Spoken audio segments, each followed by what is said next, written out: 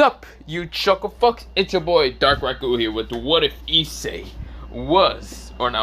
had King Ghidorah, or Ghidorah, yeah, King Ghidorah, like, not Ghidorah? No, not Ghidorah. Yes, what if Issei had King Ghidorah as a sacred gear? Yes, it's finally here for me to make this fucking what if. Yes, I could have made part 3 of what if Issei old man song gets it, but instead I went with this what if, so shut the fuck up and leave me alone. Cause I have so many ideas. Leave me alone. But not the point. I'm doing this what if because why the fuck not? I only seen, okay, so I have been actually watching the what if Issei had Kaiju Sacred Gear, and usually they make Issei become Godzilla most of the time. And not gonna lie, I have not seen one with they have Ghidorah in there. Or maybe there's one, but I haven't found it. But I wanted to find it. Not the point. Let me just begin this what if. Ghidorah, also known as the King of the Void, which most people should know about this, but not many. But we will start into the story, but mostly a background story for right now. We go into mostly the three war faction kind of fight between the heaven of angels and God, with the fallen angels of Azrael and the cadres, and of course with the devils of Lucifer and the other 4 mouths, or other 3 mouths with the devil army. They were fighting a long time ago. Right now, kind of mostly involving their own factions into a war, while other factions didn't really want to even to start a war with anyone. Some of them just became neutral. Some was actually a calamity from the devil side, because devils actually kill Nekomaru race and only save a couple, but not much, just because they thought it would be a threat. But of course, destroy a lot of other things. But of course, other factions might have got involved. But what was more surprising is that, well, 2 heavenly dragons went rampage through the 3 faction war, and of course God and Lucifer himself decides to have a peace treaty. Even Azrael himself have a peace treaty with each other, temporary peace treaty, to seal up the 2 heavenly dragons. But that was not all. The 2 heavenly dragons were sealed up to become 2 sacred gears, mostly mid-tier longitis. Now, of course, God did create a system for humans to protect themselves, called the Sacred Gears system.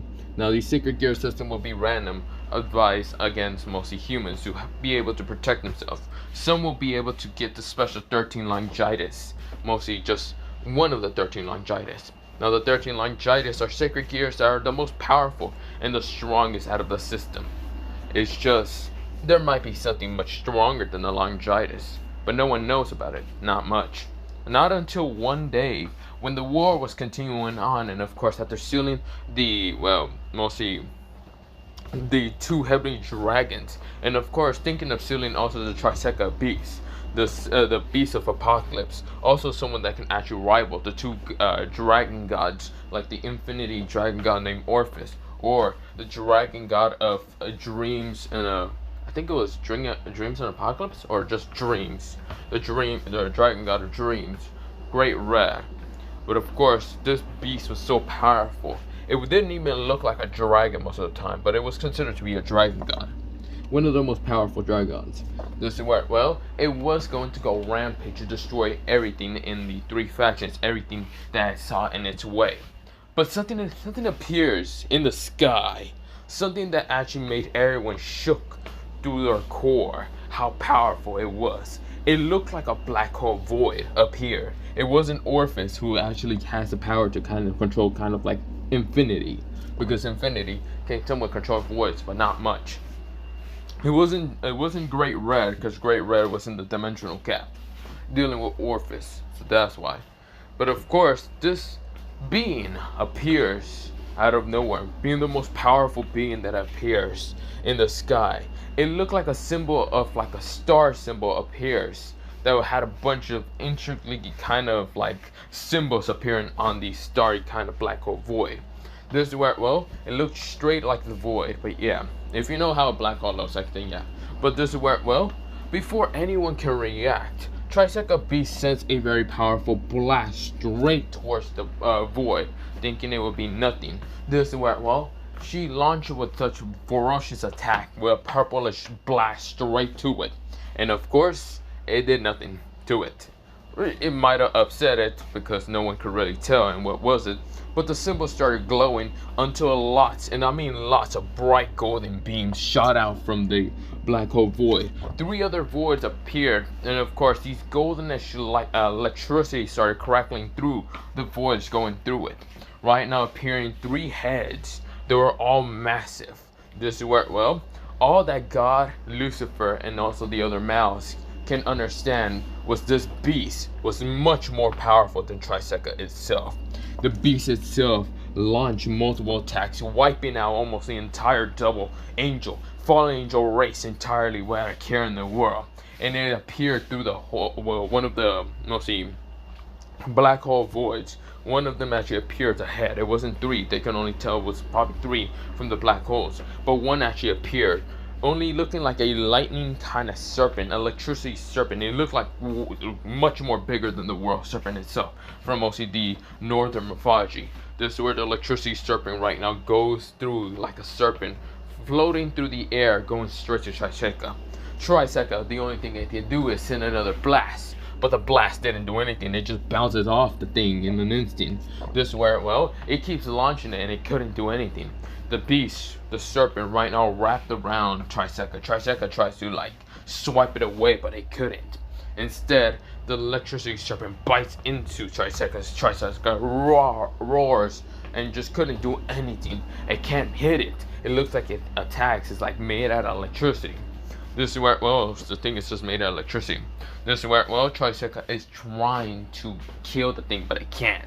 It feels this energy being drained, so much of it, that all the other factions, they're trying to attack the, what's it called, being itself, but it wouldn't hurt it at all. Instead, the being right now lifts up Triseca up in the air and just tosses it straight towards the other beings, like God, Azul, and even the 4 mouths. All of them winding their eyes. Azul tried to fly up, even the others tried to get away. Azul managed to escape from the attack, but Lucifer thought that the thing was going to be weakened enough. I mean, it was weakened, but it was still a massive kind of amount to just wait. So of course Lucifer himself tried to block it. He managed to block it, but it felt like his arm shattered. This is where, well, God himself tried to fight against the black hole void.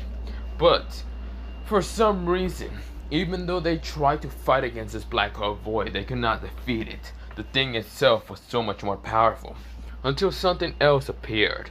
Something that was not a part of, well, the underworld, heaven, or was it called Ghidorah. But instead, a giant lizard appeared, looking like a giant lizard. The lizard itself seems to be kind of black, but of course, blue sparkle of energy started appearing around his back, mostly scale back, mostly whatever the hell it's called. This is where it launched a very powerful attack towards the void. The void got angry, and of course 3 other heads appear. Right now appearing a giant 3-headed dragon. It looked to be like a 3-headed dragon, but it had no arms. It had wings, it had legs and other things. They can only tell, well, they can only tell from the 3 heads. They couldn't really tell from the waist or any of that. But the being right now fought against a giant lizard. The only thing that they could understand is these 2 beings did not like each other at all. One came from the void, while the other one came from probably the earth. It's just they never met these 2 beings. It looked like the 2 beings themselves knew each other and started fighting each other. Not mostly out of just instincts to try to kill each other, but out of just anger and frustration with each other. Maybe the 2 beings had beef with each other before the 3 factions were even made. Maybe it was made before anything appeared on this blue and green planet. But of course the 2 beings launched very powerful attacks. One was called the atomic breath, while the other one was called the electricity. The void beam. This is where, well, they keep clashing with each other until the very last. The 2 beings disappear after a while. It didn't take too long, but of course the factions took a heavy blow to each other. Of course, God and even the 4 Satans were too weak to even like defeat each other. So of course he tried to seal off the Triceca beast, because the Triceca beast was mostly pretty injured from the two beings. It seems the two beings was able to just rival or surpass the dragon gods himself. But of course, the two beings suddenly disappeared when that battle happened. But yeah, after the battle, clashing each other, they don't know where they went. No one knows where or who or what defeated them or where they went in the first place. All they knew is that, well, the war would end after a while, after Azo has actually asked for peace. After the four Satans, the original four Satans, were killed. And of course, God himself was also killed. The Serbs, mostly the high-ranking Serbs, knew about God's death. And of course, Azo knew about his death also. Those who are high-ranking for the underworld, Gregorio, or even heaven themselves know about, well, God's death against Triceca, the apocalypse beast. But we go into so many years passing by. We go into a brown-haired boy going to school, and of course he is considered to be one of the perverted boys or perverted beasts of Kuo. This is where, well, he has kind of goldenish, well, it looks goldenish brown hair, but it's actually just brownish hair color. Goldenish brown eyes. They kind of almost look to be almost like a... Of course, his eyes were almost close to being red sometimes, but not much. The boy himself was named Issei, a boy who is actually considered to be the perverted beast of Kuo. Maybe that's the case for him, or maybe he has secrets that he doesn't share too much. Of course, this is where, well, his friends who are actually considered to be Murahama and Matsuda. Matsuda is a boy who has no hair, and of course, where, well, he always has his eyes closed, has tannish skin, and is called a perverted baldy. While his other friend, named, well, Murahama, is a boy with longish brown, well, blackish hair, with glasses that you can barely see his eyes, because they usually glow half the time, is named, or not named, he is considered to be named the perverted glasses. They are considered to be the perverted trio. While everyone hates them in this school that is named Kuo. It used to be an all-girls school, so of course multiple girls hate perverts. But of course there was also a turn into a co-ed, making guys be able to join it. Now for some reason the trio managed to somehow get into Kuo. Like somehow. Their bullshit luck. Even though one didn't seem even like likely wanting to go to school, he only went in it because he wanted to see how amusing it might be. The other two wanted to get a harem, while one didn't even seem interested in getting a harem, but he was mistaken to be the perverted beast, because for some reason people mysteriously kind of thought of him being the perverted leader, even though he just talked to the two idiots for just homework and other stuff. But whatever. So we go into the brownish hair boy, right now kind of getting out of school. The boy is just walking towards his house, while someone actually right now like speaks, but they couldn't like speak loud enough for Issei to care. And even if they speak loud enough, he still didn't care too much. He kept walking. The only reason why he didn't hear them is because he had earbuds. And the song he was hearing was called... So the song he was hearing was called King Ghidorah's kind of like rap song. So yeah, one mostly sings a song, but yeah. If they fight, they make bleed.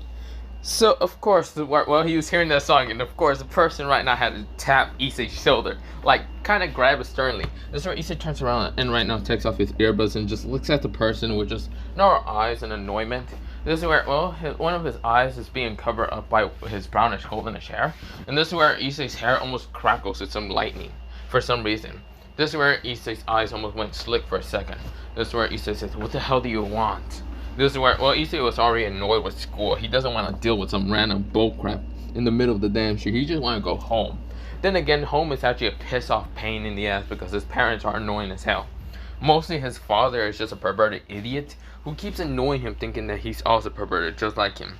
And his mother, well, mostly wants Issei to knock up some random girl to kind of have like grandchildren for them, which pisses him off and annoys him so fucking much, which he's not trying to deal with this shit. This is where mostly the girl got startled by mostly Issei's glare. It was quite menacing for being a human. So of course the girl's like, My name is Yuma Hamato, and I saw you always coming through here. This is where Issei noticed the uniform and noticed this shit's fake as fuck. What the hell? He never seen that fucking uniform anywhere in Kuo. First of all, Kuo has only like 3 like different schools of high schools. He already went to those 3 different high schools because, well, he remembers kind of ditching middle school just to kind of go towards one of the like high schoolers, just to see how it was. He knew Kuo wasn't going to be a part of it when he was in middle school, so of course when he went to go check on some of the high schools, he did kind of got into a fight with some of the delinquents in mostly those high schools. And he knows that those high schools do not wear a uniform, where some of it is red and has a green kind of like skirt for girls. He's seen some of the uniforms. One was blue, which it was like a dark blue that had like a dragon symbol. Well, it was somewhat like a dragon symbol. And the other one was a kind of like, well, kind of grayish color. Like a very darkish gray color with black symbol. And they had like a symbol of like some kind of like iron kind of symbol or something. And he just thought of the iron one kind of being like part of some kind of Yakuza bullcrap because he's seen that symbol before in the Yakuzas. The only reason why he knows about all this shit is because he just is not a pervert. He has a fucking life. It's just people in the school believes he's a pervert. This is where, well, Issei said, fucking uniform fake as fuck. First of all, it's not Kuo's because I'm already wearing Kuo's, and the other 2 are just fake as hell unless they change. But that's stupid. Since I got a text from the other 2 idiots, or not other 2 idiots, from the others who actually went to those schools. He had other friends in middle school that is not just considered to be Matsuda and Murahama. And the others explain like they got the uniforms and other shit. It looked better than fucking Issei's, and it's much more fashionable half the time. Issei just didn't care and just told them to fuck off at that point. But this is where, well, Issei just said, whatever, shut the hell up and leave me alone, but whatever. But yeah, this is where, well, Issei just keeps hearing the girl out. The girl is named Yuma Mato, and this is where, well, she was wondering if Issei would like to go on a date. Issei wanted to say fuck no. Like, he really just wanted to say fuck no. Because, well, he's already annoyed. He doesn't want to deal with dating because he never was interested in dating in the first place. He's not a pervert. He just sees dating as just a fucking waste of time. He can be gaming. He can be doing something else. He can be training for the love of care. He can be fucking around and messing with people's lives. Whatever. He'd rather be doing any of that shit instead of going on a date. The only reason why he's not going on a date is because, well, like I did mention, it's a waste of fucking time for him. This is where, oh, Issei wants to just say hell no, but something in his mind, or someone in his mind told him to say yes. This is where, well, just because it might be amusing. This is where, well, he then says, sure, I'll go on a date. This is where, well, the girl kind of right now smiles, and of course it was a fake ass smile that Issei noticed. And this is where, well, he says, well, this is going to be more interesting than I thought. Whatever she wants with me, she's going to fucking die if she tries to attack me. Issei was laughing like a goddamn maniac in his mind, but yeah. This is where, Issei started walking away without a care in the world, and he got towards mostly his house. Now, of course, Issei isn't just gonna go tell his parents, oh yeah, I got a date on Saturday, something, blah, blah, blah. He's not gonna show off with friends, because both Matsuda and Murahama will be a pain in the ass and annoying him, telling him how he did it and show them his ways, because they are literally perverts. Well, Issei just doesn't want to deal with this shit. This is where, well, he decides to get to his room and just fall fucking asleep. Somewhere, he still has ear, but he still has all his clothing on. He did not take a shower. He did not give a damn. Because for some reason, anytime he works out or any of that, he still smells great enough. So that's why he doesn't take a shower. He doesn't sweat that much half the time. He does need training and of course other things, but yeah. Well, not the point.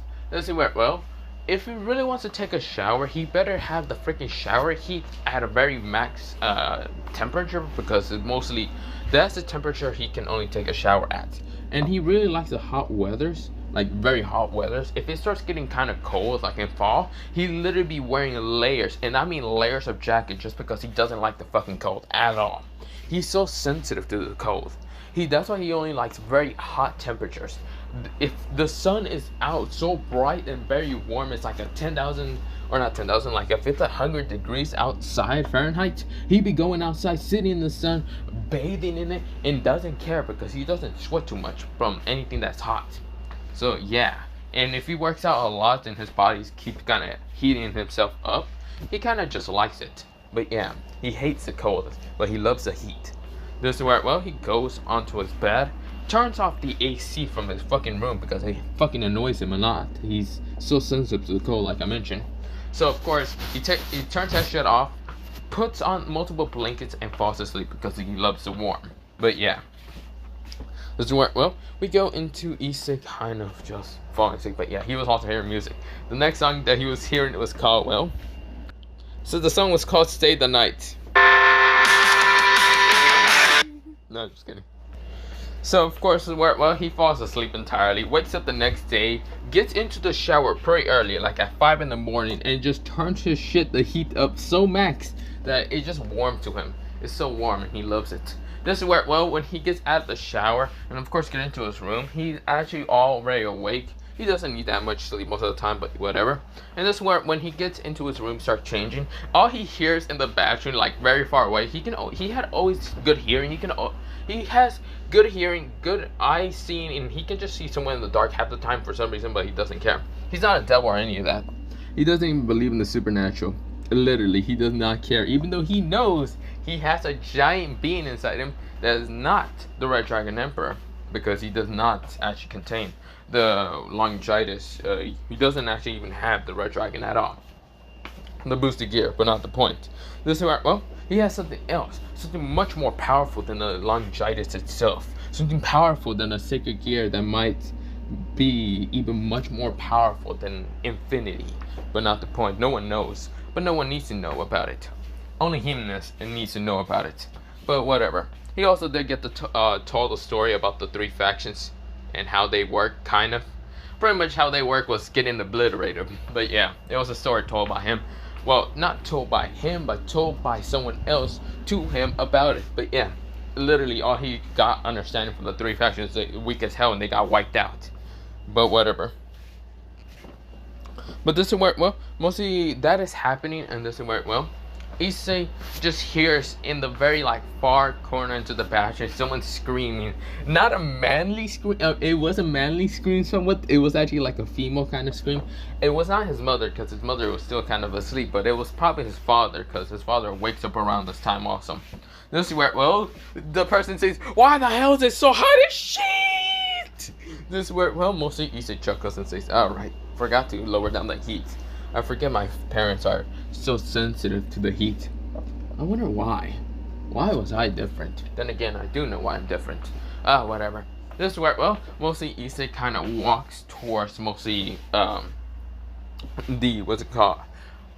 into his room, just already changing, getting his headphones, earbuds, and kind of putting them charged, getting his phone charged also, but putting some music just so he can wake up or whatever. Right now, the song he's hearing is called, well, so he wasn't hearing a song, he was actually watching a video same time hearing a song, but whatever, it was like an edit / AMV, but it was called, what's it called, Zoro's edit. But yeah, pretty much, the motherfucker is like, what's it called?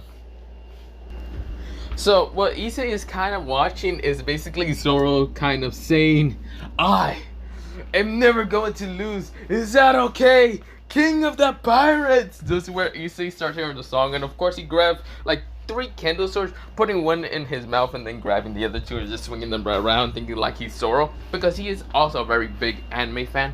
Like, he loves different types of like anime characters from like Naruto, Bleach, Zoro. He always likes the swordsmen for some reason because they seem quite badass. Like, he likes Zoro because he's a 3-sword user. Like, yeah, who the fuck would not like that? This is where Issei also likes the fact that Zoro gets lost most of the time. It's funny to him. He doesn't like Sanji because Sanji is one of the biggest perverts in One Piece, and he just like hates it most of the time. He always likes how Zoro tells him that he's nothing but a fucking simp. But yeah. But this is where, well, Issei is just kind of like hearing the song while kind of just swinging the swords around, until this is where, well, his dad knocks at the door saying, "Issei." This is where, well, Issei turns around and sees his dad kind of a little bit burnt on his face. This is where his father says, "Did you put up the heat again? So max." This is where Issei said, no. I might have done that when I got home, probably. I can't remember. But you're fine, Dad, aren't you? This is where Ghidorah says, "No, I'm not. I'm wide awake. And I don't like being wide awake. How else am I going to do my job well?" Issei says, "You worked at a company. What are you gonna do there? Don't you like do papers and other shit? What do you think I'm gonna be doing? I'd rather be asleep. I don't give a damn about the paperwork. I still get paid. There's millions of other people doing the goddamn office work. And I don't care. I'll give someone else my paperwork and whatever. Issei switch up to his father and says, "Really, Dad? What was even your freaking dream?" That's where his father said, "I'm so glad you even asked. I mean your dream job." Well, I did have a dream job. Okay, what was it? I wanted to be a male. This is where, well, we'll see. He said, "A male what?" This is where his mother says, "Shut up." This is where she smacked the shit out of Goro and says, "You don't need to hear about him, honey. Just get ready for school." This is where, well, mostly Issei switch up and says, "What the hell was Dad even about to say?" I feel like he was about to say he wanted to be a man whore. Then again, I mean, that does make sense. Motherfucker does like women a lot. And Mother's the only one that's keeping him on check. Whatever my fucking dad's job was, it better be better. It better be better than his office work. He does not get paid much. And I can understand why he was sleeping, rather not do any of the paperwork. I mean, I do the exact same thing in school. But at least I'm smart enough to actually pass the damn test, unlike the other idiots are in this school. And not that some of the females should be smart, not all of them are stupid as shit. Issei literally says that in his head because, yeah. This is where someone in his head chuckles at how Issei is just remarking everyone in the school is literally everyone stupid as shit. The only people that might not be stupid are those who are actually a part of the, supernatural. Issei is not a part of the supernatural.